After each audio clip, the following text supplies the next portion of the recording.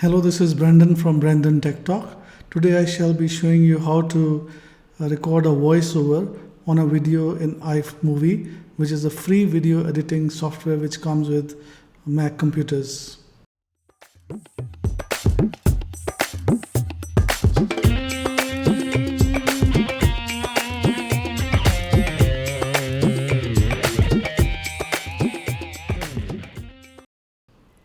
So you open iMovie.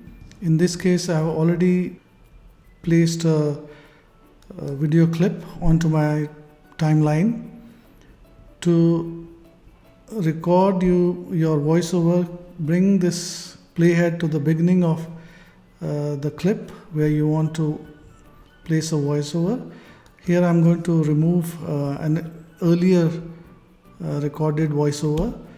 So again, you place your the playhead at the beginning from where you want to record the voiceover, and then you go to this icon, which is looks like a microphone, and you click on it and you will see a red record button. This button is also used to stop a recording. On the right of the record button is the options menu, voiceover options. You click on it. The first item there is input source.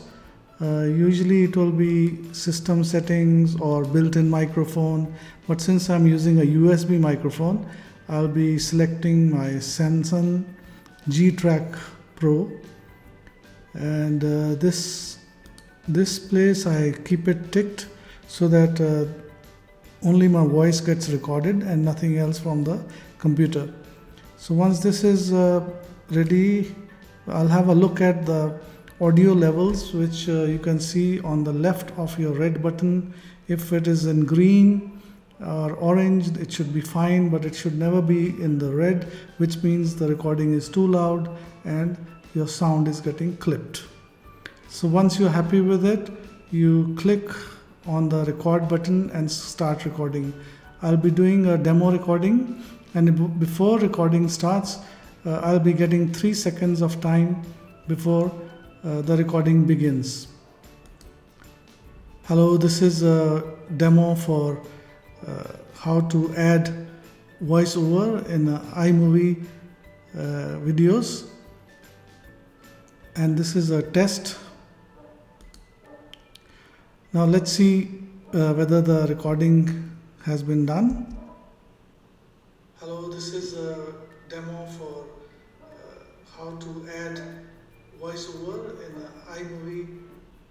So the recording seems to be fine, and one thing you have to see is this is the track, the sound, the voice track.